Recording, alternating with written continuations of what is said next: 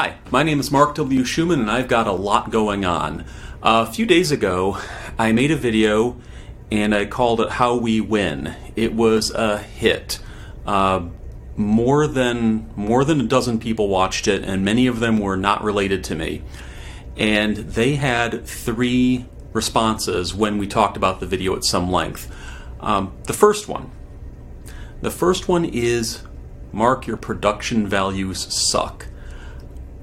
I'm okay with that. I make no apology. It was my first personal video and the first video I've ever edited, and I have since then sought out a studio that is not my dining room. Another thing people ask is why I'm so optimistic,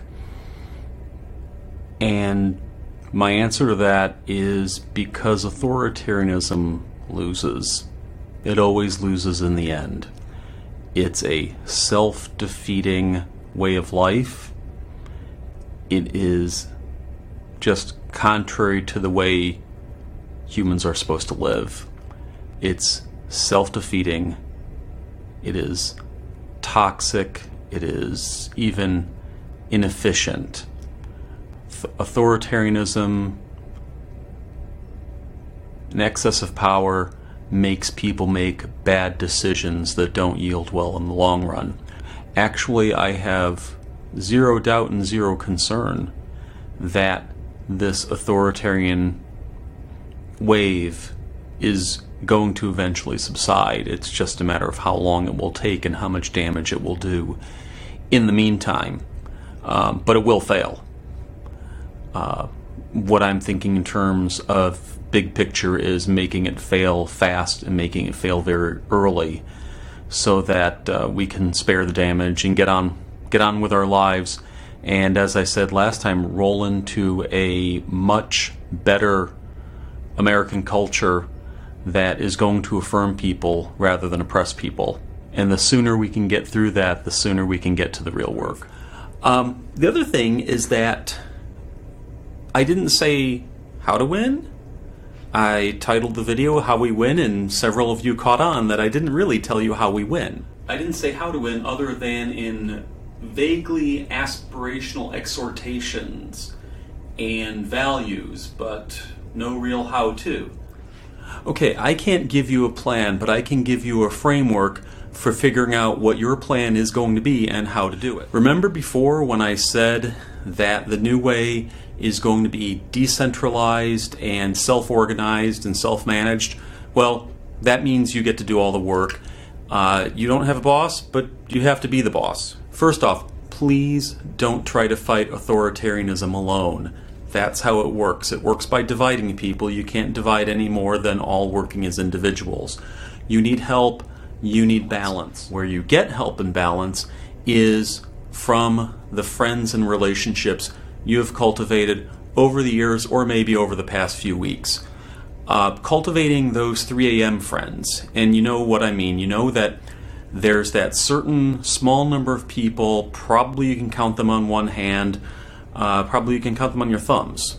The number of people who could call you at 3 o'clock in the morning and you would pick up and not try to get rid of them.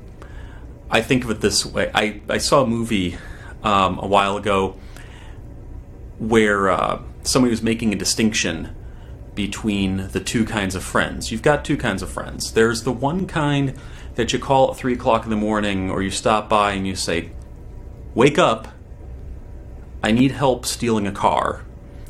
And there's two kinds of friends. One kind goes, "Wait, what? Explain to me. I don't know what you're talking about. Why am I stealing a car?" The other friends go, "Where? I'll meet you." Or "Where? Let's go." You want the second kind. And yeah, I'm making that sound dramatic, and maybe it's more dramatic than necessary, but I think you get the main point. Is it has to be people that you trust very solidly, because we're doing things that are really intimidating, and who wants to do intimidating things with people that you don't feel extremely comfortable with?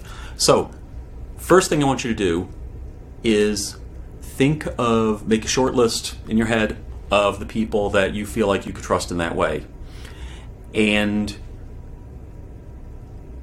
I'm making this sound way more dangerous than it has to be, But still, that trust and comfort level and just the implicit feeling that a person has your back is extremely important when you're out trying to change the world. Okay, now let's narrow that down a little bit.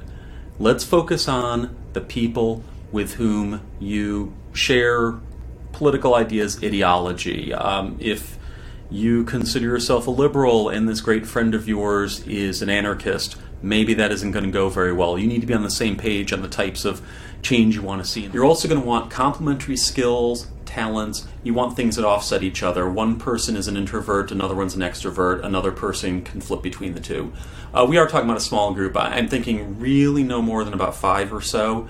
It's just too hard to maintain the level of intimacy and bonding that you're really going to want and that you're going to need in these circumstances when it's a very large group. It should be, think basketball team, not football team.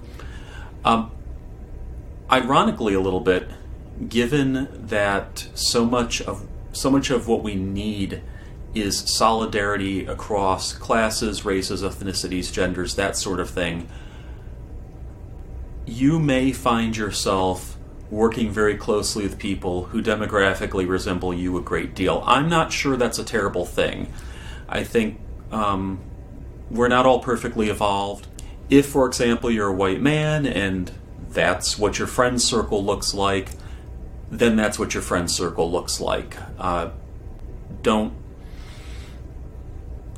press hard for diversity that simply isn't there in your life. This is not a contest. This is not a measure of your wokeness. This is a measure of what kind of relationships you have right now. So think of those things and also bluntly consider your risk tolerance. Some people are in a state in their lives and the way they view the world, they are ready to go throwing their bodies against the machine and climbing the walls and throwing the fake blood on statues and risking arrest and all that. That's not everybody. That's fine. We need all types of people doing all types of strategies and tactics. Some of them are going to be counterproductive at various times, but I don't think there's a wrong way to go about this resistance and opposition and this way of changing the world this new way.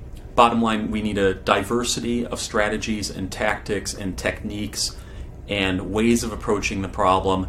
And I'm not here to say one way is the right way, another way is the wrong way, but it has to be your way. And I'm not trying to tell you to do anything that is outside of your comfort level. I'm not trying to tell you to shrink your area of comfort. You have to figure that out for yourselves. I told you this is a framework, it's not a prescription. So that risk tolerance is going to be very important. Also, I feel bad about this. I think geographic proximity goes a long way. The closer the circle is to you geographically, the better. I have people that I would totally be down with collaborating with who unfortunately live in Chicago or foreign countries or Iowa. Just not practical to meet all the time, and some of the type of organizing you will find you're going to want to do in person. It just doesn't go as well in a phone call. It doesn't go as well in email. You want to actually hang out together, and that's the third thing I want to say is do meet. If you can't meet face to face, that's okay, but continue a conversation.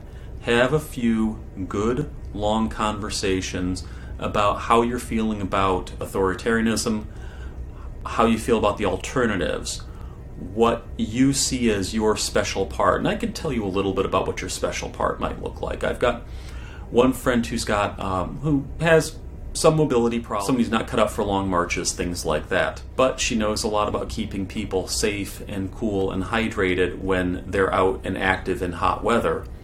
So, turns out we've got one person in the local movement who is the one who always brings the water and Gatorade and sunscreen.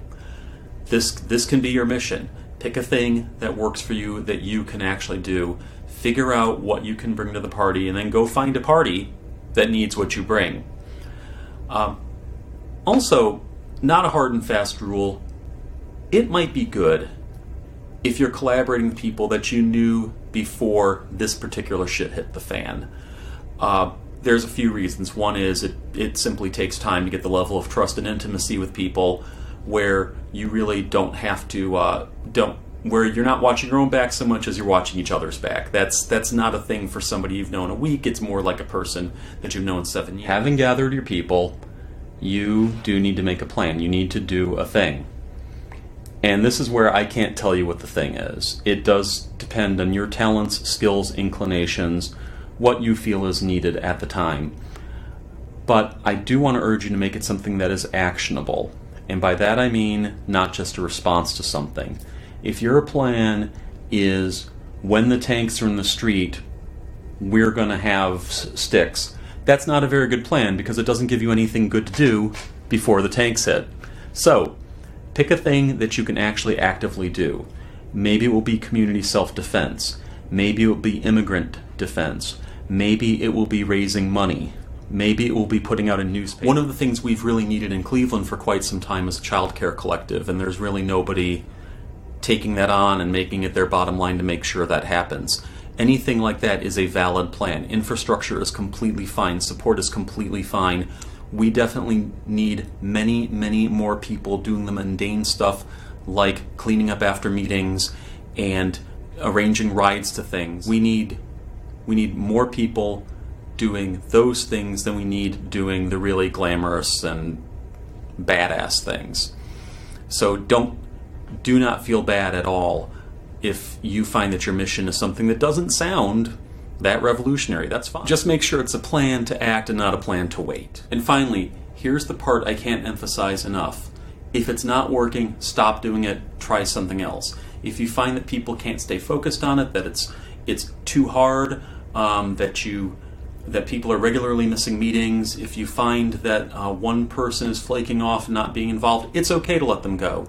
It's okay to change. It's okay to go with a completely different plan.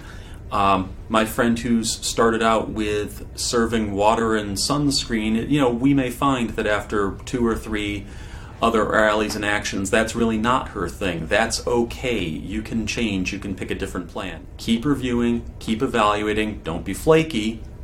It's like anything else. It's like being good at your job. It's like being good at raising your family. You can totally transfer those skills. You know when something isn't working. You know when you want to try something else. Just don't decide that you're not allowed to change because you started along one path and it turned out to be the wrong path. So keep reviewing, keep learning from other people, watch what's happening at actions and see what's needed in meetings, see what's needed in fundraising or support. And keep revising your plan as the circumstances warrant. This is very basic stuff, but I'm hoping this is giving you some kind of framework for what to do. I do want to say another thing about going to big exciting events like rallies, marches, demonstrations of any kind, even when they're completely peaceful and even when they're strictly organized, even when they have, permits and insurance and liability waivers and stuff, these things happen. I think you should try to go to some of those events, even if they don't seem very interesting right now and they don't seem very important, or if the objective doesn't seem incredibly meaningful. I'm familiar with one old activist group that has a running joke about going out on Saturdays downtown and yelling at empty buildings. And we laugh at that because that's the time when people are off work, that's the time when people can do an event like that, but you can make a lot of noise and nobody will care because there isn't much happening in downtown Cleveland on a weekend. But there is something happening, and it's you being there. It's you being there, learning who the regulars are, learning how the police act, learning where to get fresh water, learning where the shade is, learning police tactics. There was a time a few years ago at a march related to Black Lives Matter type issues where people who were in the know saw a situation developing that was looking very negative, and the new people really didn't understand what's happening, and as a result, people got arrested who didn't need to be. If you've been to more than one such rally, if you've been to several of these events, you start to know what's normal, what's not normal, what looks safe, what is an unreasonable risk. So do that just to calibrate yourself. If you live in a place, if you have any access to a place where going to big marches, even signing petitions on a street corner, or circulating petitions on a street corner, any type of event, go to it to get a baseline for what to expect from the next thing, so you'll know when something's different, something's odd, something's changed, or there's a new person who's acting really, really weird. You don't know that if you haven't been there before. Learn who's who, what's a normal baseline, what typical law enforcement behavior is. I know this is long, but I hope it's worth your time. So, there's so many things to talk about. This is a, fighting authoritarianism. Who knew? Who knew it was going to be complicated? It's not complicated. It really does come from the heart. It's a thing you know you need to do, and you want to, and you know what you were able to bring to the struggle. I'm really just telling you a lot of things you already know. And the next video will be about possible projects that, examples of things that you might want to move forward with your peer group. In the meantime, get going on building that peer group. Do it right now. Think,